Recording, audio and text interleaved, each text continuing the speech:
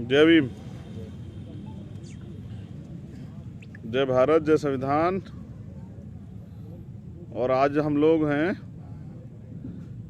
Eco garden Lucknow में। 69,000 शिक्षक भर्ती को लेकर आंदोलन चल रहा है।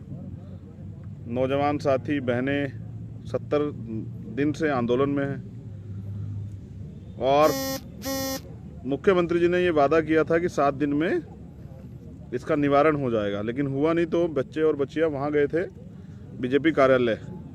परिणाम ये हुआ कि उनको पीटा गया।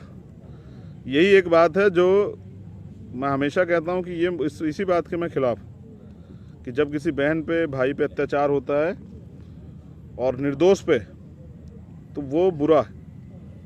तो मैंने वादा किया था कि मैं आऊँगा। आज हम लोग सुबह से आंदोलन में हैं और मेरे चारों तरफ जो है ना नौजवान साथी जो आंदोलन में, वो लोग बैठे हुए हैं। इन्होंने खूब उत्पीड़न जो है ना सहा है।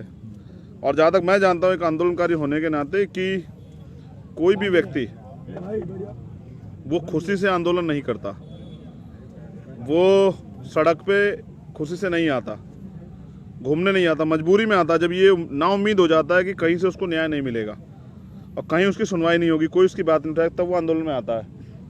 तो मैं तो धन्यवाद करता हूँ इन युवा भाइयों का, बहनों का, जिन्होंने 70 दिन से इस सरकार के सामने अपने अधिकारों के लिए मोर्चा खोल रखा है। वरना लोग मंत्री और विधायक और एमपी बन के नहीं बोल पाते हैं। तो ये समाज के जोशीले युवा हैं जो अन्याय, अत्याचार और गुलामी से मुक्ति चाहते हैं। आंदोलन का दिन है, बहुत दिनों बाद जो है ना रात में आंदोलन। मेरे हिसाब से लास्ट टाइम आंदोलन किया गया था, कौन किया था जो रात में थे हम लोग? शायद जमा मस्जिद में। हाँ, तो मेरे हिसाब से लास्ट आंदोलन जिसमें रात में हम लोग थे, इस समय लगभग 8:45 बज रहे हैं, तो वो था जमा मस्जिद पे, जो CNPR NRC के संबंध में आंदोलन हुआ था। और आज एक नया आंदोलन। ये जगह जो है ना, अब तो इको गार्डन, उससे पहले जेल थी। तो जेल जैसी फीलिंग भी यहाँ है, लेकिन क्रांतिकारियों का तो गहना होती है जेल। तो मैं तो तय करके आया था, परिवार को भी कह गया था कि मैं तो जेल जा रहा हूँ। तो पता नहीं सरकार भेजेगी नहीं भेजेगी, लेकिन मैं तो अपने हिसाब से जेल में ही। तो आज की रात यहीं बीतने वाली है, कल फिर से आंदोलन स्टार्ट होगा। और आंदोलन कब तक चलेगा, क्या इसकी रूपरेखा रहेगी, ये यहाँ की जो हमारी लीडरशिप हैं, जो नौजवान साथी यहाँ बैठे, उनसे मिलकर तय करेंगे। तो आज की जो हमारी नेता थी वो थी मुक्ता कुशवाहा, हमारी बहन, जिसको आपने देखा होगा इस भर्ती में, जिनके हाथ पे चोट लगी हुई, हाथ टूटा हुआ। कल कोई और होगा, कल हम उनकी लीडरशिप में पूरा धरना करेंगे। और प्रयास ये रहेगा कि धरना तब खत्म हो जब जो घोटाला हुआ है वो घोटाले में न्याय हो जाए।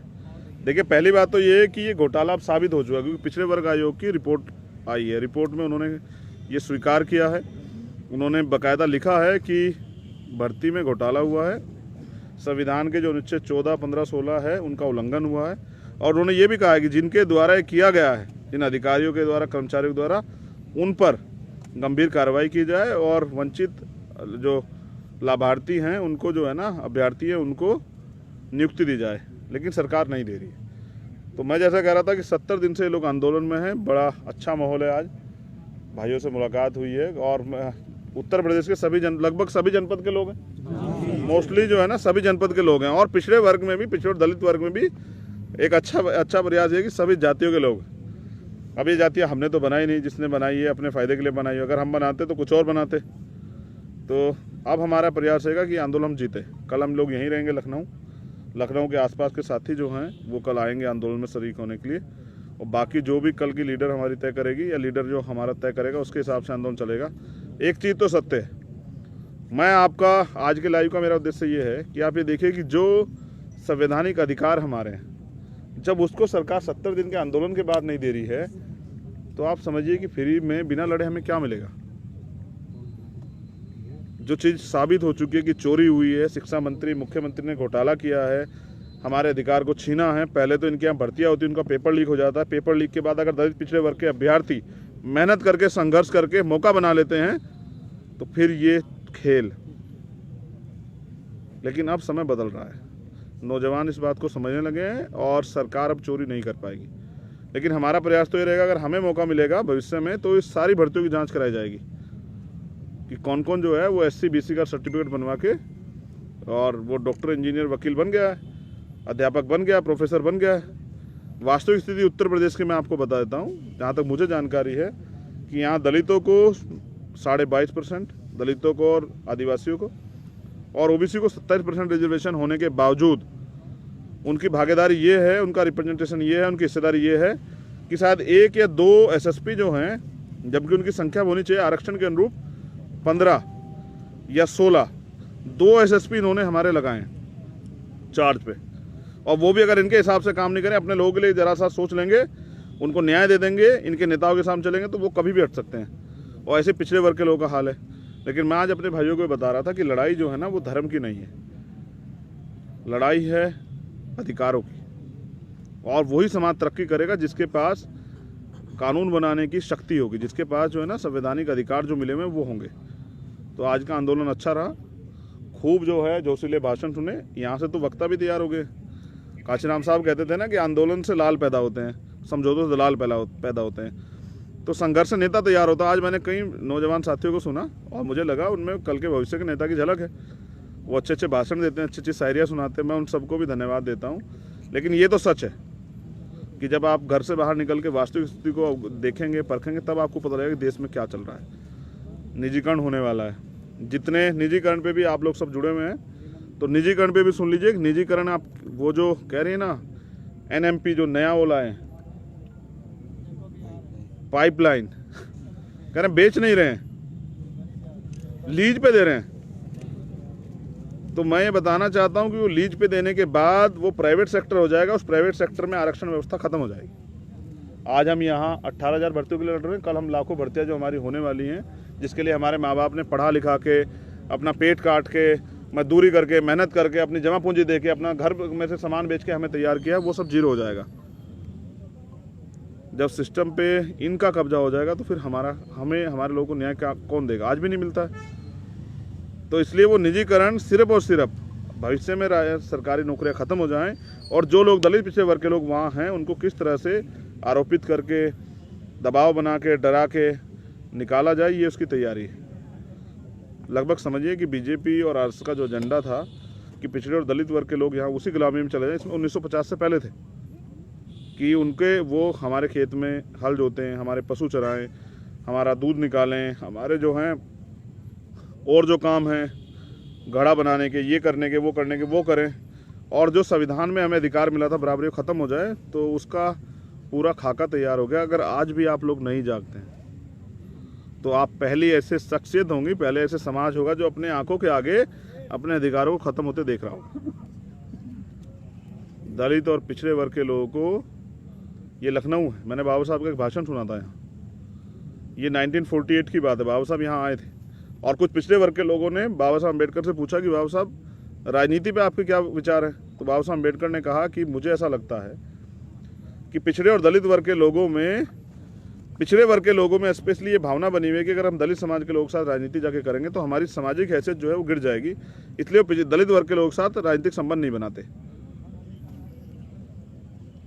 और इसी कारण से ये जब एकता नहीं बन रही है तो दूसरे लोग हम पर राज कर रहे हैं। अब आप सोचिए, अगर इस देश का 52% जो मतलब एक रिपोर्ट है, 52% पिछड़े वर्ग के लोग और 22-23% दलित और आदिवासी समाज के लोग इकट्ठे हो जाएं तो इनकी आबादी कितनी बैठती है? क्या मुझे कोई बताया कितनी बैठती है?